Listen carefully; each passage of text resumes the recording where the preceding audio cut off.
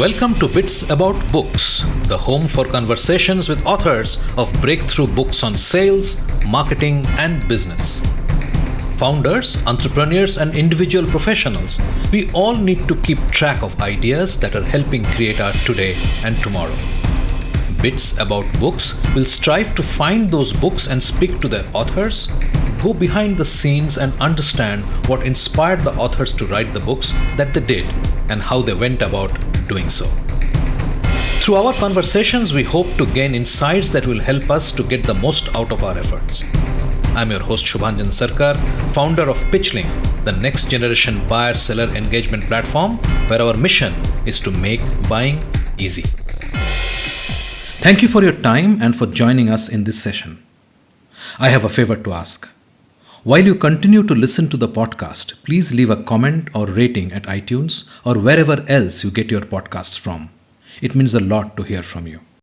Today, we have with us Stephen Cash Nickerson, and we speak with him on his very important book, The Samurai Listener. When I thought about listening, I did use my experience in martial arts to help me, because there were many occasions, as I realized over the years of studying martial arts, where the top people seemed to know what was going to happen next. They knew. They knew what that person was going to do. How did they know that? And they were intensely sensing that person. And so as I thought about listening and thought about martial arts, the consequences of not paying attention in martial arts, not knowing what's going to happen, is that you get hit, you get hurt. So the consequences of not listening are nothing, very little. I mean, yeah, you might have missed something, yeah, but our egos are strong enough to convince us that listening isn't all that important. I took a look at the martial arts, one, because I had an interest in it, two, because I thought this sensing really could teach us a lot about listening, and then also that why not look at something where the consequences, where people have to pay attention in a deep and profound way in order to be good at it. Cash Nickerson is one of the original thinkers. And introducing him is not easy simply because he has done so much and so many diverse things. Cash is the chairman of the board and CEO at AKKA Group North America. An entrepreneur, lawyer, philanthropist, and martial artist with diverse background in law, business development, and finance. He has rich cross-industry experience from entrepreneurial startups to large law firm to large public corporation. Experienced in transportation and mobility, railroad, trucking, aerospace, and space. Known as an expert on leadership, employment, staffing, and workplace issues and opportunities, he is also founder and president of the David H. Nickerson Prostate Cancer Foundation. Cash is the author of 6 books, including Listening as a Martial Art and a delightful travel book, A Texan in Tuscany. He is an accomplished martial artist in several arts, including karate, Brazilian jiu-jitsu, and sistema. Now listen to this thoughtful episode with Cash Nickerson. Cash, welcome to Bits About Books. I'm thrilled to have you on the show, and I've been after you for a while to get you on and to talk about this quite amazing book that you have written. Tell me, what made you write this book? Well, thank you, and I'm delighted to be here, and I'm glad that we finally were able to connect. Because listening is a topic that I can talk about for hours, ironically enough. I can speak about listening. I wrote the book because I had really questioned my own listening skills. And in 2014, so about 6 years ago, I really seriously started studying the subject. And I viewed listening as one of those sort of categories of soft skills. If you look in the workplace and you ask yourself, who succeeds? Who gets ahead? And you have to explain why the most technical people don't run companies. You have to wonder. And listening seemed to me, as I studied the topic and look back on 30 plus years of a career in many different areas and disciplines, soft skills were really what gave people the edge. And I read things that said 85% of your success depends more on your soft skills than your technical skills. That doesn't mean you don't have to have technical skills. It just means there's a real powerful alchemy, unstudied side to the world. And you run into various presumptions. And one of them is that you can't teach those skills, that people are either sort of born charismatic or they're not. And the ones who are born charismatic take their technical skills really far in the workplace. And those who aren't born charismatic end up in cubicles, crunching numbers and things like that. So listening to me was one of those soft skills, and one of the ones where I also thought that it was teachable, learnable, where you can get better at it. And I myself was a great talker and decided to start with myself. And so I wrote a book called Listening is a Martial Art, which was a series of essays I had written. And it was, people had two reactions to it. One reaction was, wow, that's incredible, thank you. And another reaction was, well, everybody knows those things.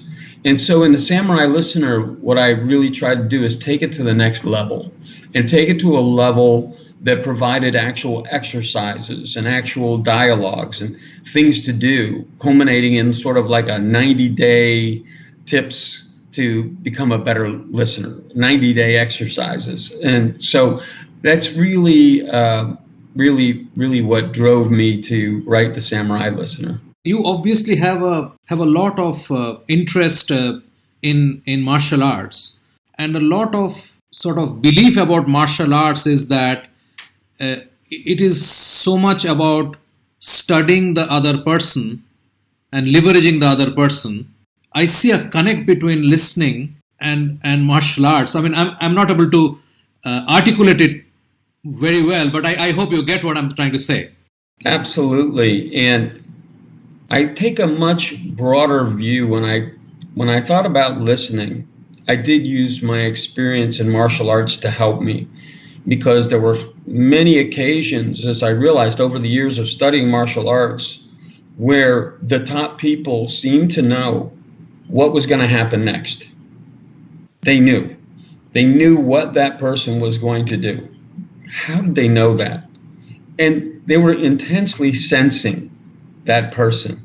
And so as I thought about listening and thought about martial arts, the consequences of not paying attention in martial arts, not knowing what's going to happen, is that you get hit, you get hurt. So the consequences of not listening are nothing, very little. I mean, yeah, you might have missed something, yeah, but our egos are strong enough to convince us that listening isn't all that important. But in martial arts, the stakes are so high. You're going to get hit with a stick. You're going to get hit with a punch. You're going to get slapped. You're going to get submitted in a ground sport. And so I took a look at the martial arts. One, because I had an interest in it. Two, because I thought this sensing really could teach us a lot about listening. And then also that why not look at something where the consequences, where people have to pay attention in a deep and profound way in order to be good at it. Why is it that we know that it's important to listen to the other person? Because if you're not listening and you're reading your own thoughts just for the opportunity for the other person to stop so that you can speak, which is what is the alternative and which is what most of us do, but we know that we are missing out a lot by not paying attention, and not to take away from the fact that this whole glorification of multitasking is also part of this problem of us not listening, because we are doing something else. That brief moment when possibly you took the call, I would have the urge to check my phone as well, right? So that whole distracted scenario, why is it that we have stopped listening? What is the root cause of that? It's a very good question. some of it's tied up with egos, especially when you get into higher levels of organizations. It's interesting, as we get older, we become poorer listeners. One of my theories that I haven't fully studied, but I've seen some studies on it, is that, for example, we think people's memory goes down as they get older. And of course, there are can be physiological issues, but most people who forget something never heard it in the first place. And so our ego and our filters are just constantly being built. But you watch a young kid, they hear, see, feel everything. They're very sensitive because they haven't put up fences and walls in their world of things that just don't matter.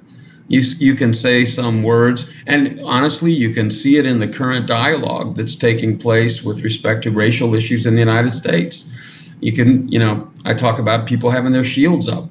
If your shield's up, you're not hearing, you're not listening, because you're just not receptive to what someone says. Whether it's because of deeply rooted beliefs or whether your ego is just so strong, however you look at it, that's a real problem with respect to listening.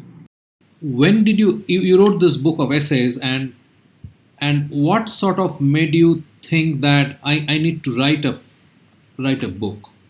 I need to write a book which will tell people how to learn to listen. Yeah, it's really the result of people saying and thinking that they know these things. And it's knowing it doesn't help you. I say, fine. I say, pay attention. You say, I do. I read it. I get it. That's so basic. That's childish. That's first grade. But people don't do it. And so I really wanted to go to another level and have some actual exercises and some example dialogues of what it looks like, because the words are easy to understand, but changing your behavior, that's behavioral change, is a challenge. That's why there's so many, weight loss clinics, anti-smoking clinics, whatever, because understanding is easy, behavioral change is hard, and to become a better listener, it requires behavioral change, not just understanding. Okay, so you had the idea that you need to write the book. What did you do after that? Okay, I'm going to write a book about listening. So what next? Very good question. What did I do next? So instead of writing essays, as I had done in the past, which is one great way for people who want to write a book, you write an essay, and you put them together, and you have a book. But what I did was try to break listening down into as many segments as I could, as many topics as I could. So I tried to come up with an acronym that people would remember. But first I said, okay, what do you need? What are the pieces of listening? So that's when you get into, things like, okay, sure, are you aware that you're talking? Okay, that's basic. Are you receptive to what someone's going to say? So I could show up, my ears are open, but I don't like you, so I'm really not listening. So I came up with those, are you present? I put them into an acronym, but they're things like persistence, all the things that it takes to actually have a successful engagement, engagement and understanding and persistence and, resolution, emotions, all these things affect our ability to take in. And so I try to get those down. So that's what I did next. I said, what is it? What do you need to really be successful? You get, something as simple as persistence. Are you willing to see it through? Or are you tired of the conversation and you check out, which is what we do a lot. Right. So that's what I did next. So you so in the process, you are actually sort of structuring the book as well. that might not have been your objective, but that's what you were actually ending up doing, that you were structuring the book.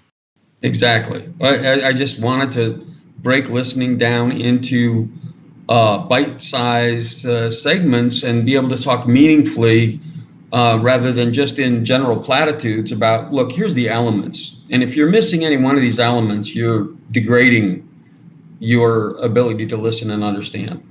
And from listening and understanding comes learning. Yes. So if you're hard-headed and you want to learn, then don't worry about listening. You're not going to, because you know it all. Yeah, yeah. So this still was not the exercise part of the book. This is more the understanding part of the book. You still had the exercise part of the book to be lined up. What would you teach people so that they become better listeners? What was that 90-day plan? So that was still not there, or was it? No. First, it was just, look, break down listening into all the things, because you hear people say, well, 90% of life is showing up. Okay, but it's not. It's not 90%. It's important. In some ways, all these things are 100%. So no, at first I just had these, and then I thought the next step would be to explain each one of these things. What did I mean by that? What do I mean to be receptive? What do I mean by understanding? What do I mean by each of these things? And then you could create exercises to try and teach these elements of listening. It's time for a short break. I asked Cash Nickerson how exactly he went about creating the structure for the book and what resources and inspirations he drew upon. Cash outlines his process as we come back. He also says a good memory helps. Stay with us. You are listening to a Business Podcast Network original. Podcasting is the fastest growing content marketing opportunity which is untapped. We can help you craft your audio strategy and help leverage the wide reach and easy streaming capability that the smartphone penetration provides. It is easy, it is powerful and personal. Talk to us to find out how podcasting can help you build your brand and reach out to your targets like never before. Write to us at bpn@bizcast.in. That is bpn@bizcast.in. Business Podcast Network. Podcasts end to end. Welcome back. Right before the break, I asked Cash how exactly he went about creating the structure for the book and the inspirations he drew upon. Let's listen. So, were you discussing this structure and these silos with anybody? Were you talking to people? How were you going about now adding meat to the? I mean, of course, you obviously had an idea of what you want to write, which is how this came about. But then once you start adding stories, starting instances, adding examples, you need to draw upon other inspirations or resources and so on. How did you go about doing that? Yeah, and so there it helps to have a good memory and to leaf back through. Once you've isolated something, then you leaf back through your experience of, in my case, almost 35 years, and you in multiple different scenarios, and then you say, where did I see this? Where did it work, not work? And then that's where, some of the stories come from to elucidate the concept. Right. And were you finding any literature or any research that was going on which you could draw upon? Yeah, it's interesting. Listening is an area that's really understudied. You can take lots of classes on speaking. In fact, I think when I was in high school, there was like a course you could take on public speaking. Yes. But you find me a class on basic things that are important, like listening. You find a class on listening. You could take typing, there's so many things you could take, but listening. So there's very, very little literature on these kinds of skills. And also, I think in part, it's hard to study in a lab. There's some, and I could tell because when it came to studying and reading about listening, you keep going back to this early study done many years ago, which said all of communication is nonverbal. And what mostly people have done since then was just kind of criticize that study for being overly broad, or, but you had to go back to something like that. So it wasn't like there was a lot of new stuff. It was like everybody was kind of commenting on this old study that said how people's body language and their nonverbal cues, So I think ultimately the words you used in that study were as little as 7% of communication. Everything else, tone, and body language, it's like we're way off the charts. Now, as I say in the book, it doesn't matter what that exact number is, whether that was overstated or not. We know that it's still high. It's an unglamorous topic. It's like trying to teach breathing, which is a very important skill. I was thinking as you were talking about it, and I was thinking, what is it that I strongly feel should be taught in schools? One is how to be a parent. Nobody teaches you how to bring up a kid. Everybody is a first-time parent, and you do what the hell you want. And mostly it is like a reaction to how you were brought up, and that may not be the best way to bring up another human being. So that's never taught. Nobody discusses it. It is not there, but it's such a big reality of life. And the other thing they don't teach you is how to deal with death. There's a lot of birthday parties, lots around joyous things, but nothing around grief, right? Anyway, but that's not part of this talk. Here's what we do, and I talk about this in the book. In kindergarten, we play a game, and every culture seems to play this game, where the teacher lines everyone up or puts them in a circle, and the teacher says something in the ear of one of the students, who then repeats it to the person to her left or right. And then at the completion of the circuit, whatever the circuit is, the final person who hears it says what they heard from the person that they got the message from. And it's gobbledygook and does not compare to where things started. And we run that exercise and we say, wow, that's really amazing. But then we don't do anything about it. Yes. It's really a funny phenomenon. It's like, okay, well, we're bad listeners. Okay, what's next? Math. Okay, 2 + 2. It's really, really kind of humorous. The telephone game, or whatever you call it in your culture, it's like, all right, yeah, well, we're bad. We just accept it. Yeah. I am totally with you on that. So let's pick up one of the chapters and talk about it a bit. Would you like to talk about persistence? Because that's one thing you mentioned. How does persistence lock into the idea of being a better listener? Sure. It's an important one because, you can show up, you can be receptive, you can want to understand, you can even be an active listener. But there can then just come a point at which you say, I get it. I've got it. I know. And then, so the unwillingness to persevere in a conversation is one of the enemies. And interestingly, some of the most incredible stuff comes at the end, right? And depending upon the person with whom you're speaking, I have one business associate in my life where they would talk and talk and talk and talk, but none of that was what they really meant.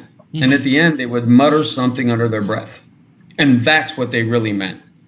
And if you study the people around you enough, you can, and use these techniques, you can learn how people really convey what they really, really care about. And everybody's kind of different in that regard. And so if you lack persistence, you're going to have trouble with that kind of person. I think also with introverts, because they can be in a conversation, because we're talking as if conversations are one-on-one, but of course many conversations are multiple people involved. And it may take introverts who just have as high IQ as extroverts, it may take them a long time to contribute, but when they contribute, it can be invaluable. And so if you give up on a conversation, whether it's one-on-one or a group, whether because of fatigue, whether because you feel like you get it, whether because you're bored, well, or very commonly, you're distracted. We all carry 100 things in our head, 1,000 things in our head at once. And that's why one of the things that I recommend, and it relates to persistence, is before you go into a meeting or a conversation, things that are on your mind, you better write them down somewhere, okay? And then set them aside and say, I'm going to come back to you. And then go in to the conversation with a clean slate as much as you can. It's difficult, but so there's a lot of things that can affect persistence. It's not just a matter of saying, I'm just going to try harder. Sure. And I think it sort of brings back one thought that most of the problems that we are trying to solve can be attributed to communication. Absolutely. Let's get to the tools and techniques that you have spoken about in the book, listening and leading, listening and selling, and your 12-week plan. It's these kinds of techniques, I think, are really helpful in a relationship. I write for the workplace, but if you just, I have 12 weeks where basically you're focusing on each one of these kinds of items, right? And so you take something like emotions. We know volatile people who react in sort of a volatile fashion, oftentimes. And trying to, so identify someone like that in your circle, I say, and have a conversation with them and look again and try and see what's going to set them, where they see they're going to be set off, and see if you can dial it back, see if you can bring them back. Back to persistence. If you study someone who you're speaking with, when they look away, they've stopped listening. Yeah. And so you know these kinds of exercise where you say, look, watch for this. I tell people, they say, well, what do you do when somebody has stopped listening to you? And this is a really fun, easy technique. You just stop talking and they'll come back. And you'll notice they look away and it gets quiet and they think, why is it quiet? And then they come back to you. So I can totally believe that will work. That's interesting. What else would be high on your agenda in terms of cultivating your own ability to listen better? You know, I think one thing to do is to let people around you know that you are working on it, and ask them to hold you accountable. You know, I look at people who lose weight and they say, you know, the people who create accountability structures around them, especially letting other people know, sharing your weight with a friend or whatever. And listening's the same way.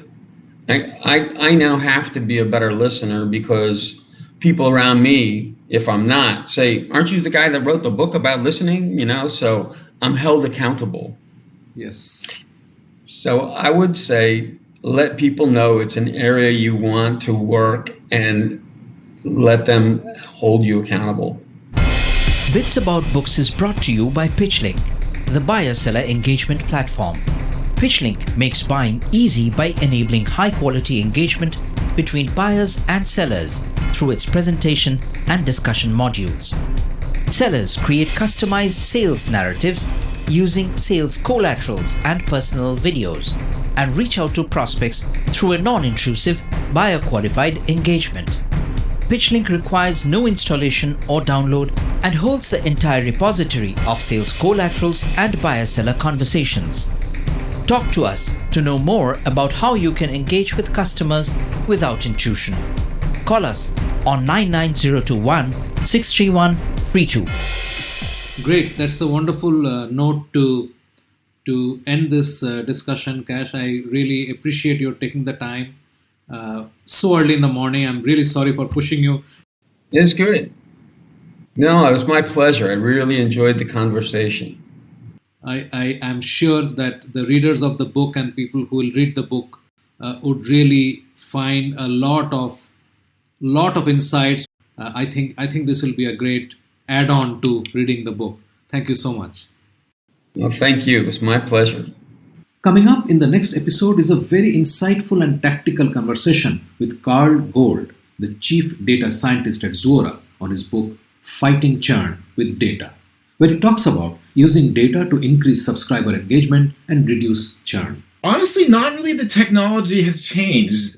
The approach that I take changed. And it may surprise you and many listeners, because in the earlier days of my work, I used more AI and more machine learning, which you might think is the high-tech approach, actually. And over time, I shifted more towards an approach of using the data science to bring knowledge and understanding to the employees who were really dealing with churn. And that's actually, one of the key lessons that I wanted to bring to people in my book is to don't focus on the AI for churn, because many people will say, oh, an AI can predict churn. And they're right. AI programs can predict churn, but they're not good at telling you what to do about churn. And that's the problem, because every churn is different. Well, it's not true that every churn is different, but there are distinct reasons for churn. And if someone is churning for reason A, you don't want to apply the save tactic for reason B. So you have to be clear on what the reasons for churn are. And most AI and machine learning models are really unsuited to do this. We have a fantastic lineup over the next couple of weeks with great conversations with Melanie Daziel, Juan David Campolargo, Fred Kopstek, and many more. Thank you for being with us today on Bits About Books, where we talk to authors about breakthrough books on sales, marketing, and business. We hope this conversation helped inform and motivate as we all navigate a rapidly changing business environment. For us, these are enlightening conversations enriched with knowledge and expertise. We encourage you to go out and buy the book to learn firsthand and implement some of the great ideas we discussed today. We hope to have you with us again in the next exciting episode of Bits About Books. If you liked what you heard, subscribe to the show in your favorite podcast platforms like iTunes, Google Play, Spotify, or wherever else you get your podcast from, and give us a rating while you are at it. This Bizcast original podcast is produced for PitchLink, the next generation buyer-seller engagement platform, where the mission is to make buying easy. Hosted by Subhanjan Sarkar and produced by Rajiv Aditya. See you next time and have a wonderful day.